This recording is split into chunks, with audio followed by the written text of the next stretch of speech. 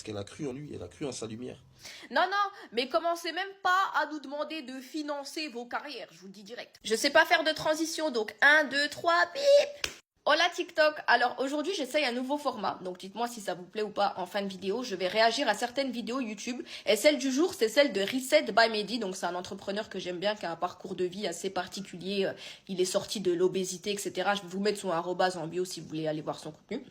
Et il a fait une vidéo intéressante avec un ami à lui sur les relations hommes-femmes. Donc, j'ai un chocolat chaud, du Nesquik. C'est parti. Une femme avec qui tu parles, tu fais connaissance, et du coup elle refuse d'aborder son passé. Elle veut pas te parler de son passé, elle te dit voilà, ça sert à rien de parler du passé. Si qu'on c'est ce qu'on est aujourd'hui, ce qu'on sera demain. Est-ce que c'est quelque chose qui te bloque? Oui, moi, clairement, ça me bloque. Ah oui, moi, clairement, ça me bloque. Parce que son passé fait partie de... Pour moi, son passé, il est très important. Parce qu'il détermine qui elle est aujourd'hui et elle tend vers quoi.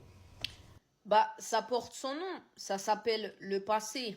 Donc non, c'est pas ce pourquoi elle tend demain, étant donné que c'est le passé. Pas du tout d'accord avec le fait de dire que le passé de quelqu'un va déterminer son avenir. Encore une fois, tant les hommes que les femmes, c'est pas le sujet. Tu as beau avoir été quelqu'un pendant des années, si tu n'es plus cette personne, c'est que tu as fait le travail sur toi-même pour ne plus l'être. Tout simplement, quelqu'un qui s'est sorti d'années d'addiction, par exemple, je sais pas, d'addiction à l'alcool ou je sais pas quoi, il a galéré pendant des années, il s'en est sorti. C'est pas pour qu'une fois qu'il s'en soit sorti, les gens vont lui rappeler que ça a été un alcoolique. Eh ben c'est pareil pour tout dans la vie. Surtout que les hommes, on sait très bien que votre obsession vis-à-vis du passé des femmes, c'est que sur un sujet particulier. Voilà, c'est tout. Le reste de sa vie, vous en avez rien à faire. C'est juste de savoir, vous êtes le numéro combien, pour rester poli. J'aurais quand même un complexe d'infériorité de me dire que ma femme gagne plus que moi par rapport à ma, comment on dit, à mon pouvoir de décision. Pas ma domination parce que vous allez me tuer, mais par rapport à mon pouvoir de décision.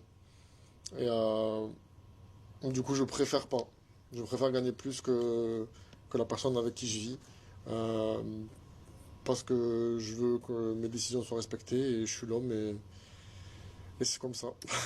Bah là-dessus, je suis d'accord avec Mehdi que un homme doit gagner plus que sa femme. En fait, ça impose le respect, que vous le vouliez ou non, ça impose le respect. Perso, je préconise aux femmes de ne pas dire leur salaire à leur mari, à leur conjoint, parce que justement, si ce genre de situation arrive, en fait, si votre mari sait que vous gagnez plus que lui, il y a de fortes chances qu'il ait la rage contre vous, qu'il soit jaloux de vous. Et ça va se ressentir dans votre relation. Et inversement, de votre côté, si vous gagnez plus que lui, il va y avoir un certain manque de respect, même s'il n'est pas de manière visible et directe, mais vous allez vous dire, peut-être pas respect, c'est grand, mais un manque d'estime. Vous allez vous dire, je suis plus en place financièrement que mon mari. Et c'est assez gênant. Acteur de cinéma, il rêvait de réussir. Il savait pas quand est-ce qu'il allait réussir. Et financièrement, c'était pas ça. Mais sa femme a financé, a aidé, elle a tenu le foyer. Parce qu'elle a cru en lui, elle a cru en sa lumière.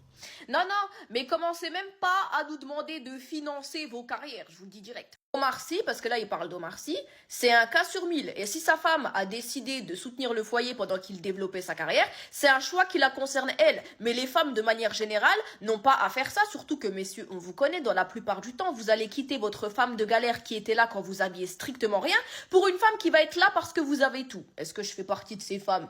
Oui, mais j'ai quand même un peu de solidarité pour les femmes de galère. Ça déjà, ça dépend de l'endroit, mais juste le fait d'aller manger avec des filles, donc sans hommes, dans un endroit mixte, où des hommes ils vont pouvoir regarder, parler, essayer de faire rire, voir plus. Non, je peux pas, j'arrive Et pas. vous croyez que c'est ça qu'on fait quand on va manger au restaurant entre copines? On parle à personne, là. Vous êtes des fous, on va pas en boîte de nuit, on va manger une pizza. En fait, il y en a, vous êtes trop dans l'abus. Comment ça, votre femme, elle a pas le droit d'aller manger au restaurant avec des copines?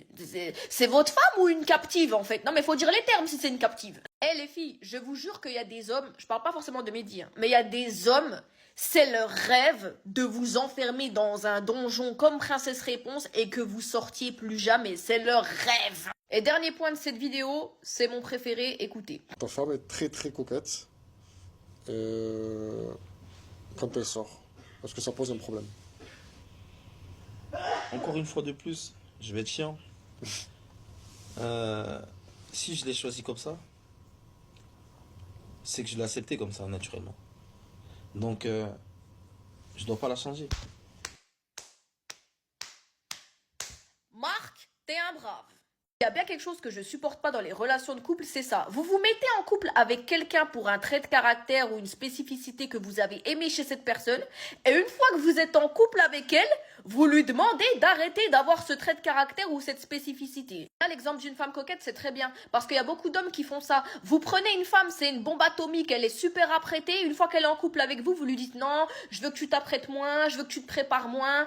Mais vous l'avez connue comme ça. Donc si vous vouliez pas une femme comme ça, fallait prendre une femme qui ne s'apprêtait pas dès le départ. Il y en a plein des femmes qui s'apprêtent pas ou qui aiment pas trop se maquiller. Mais faut arrêter de demander aux gens de changer une fois qu'ils sont avec vous.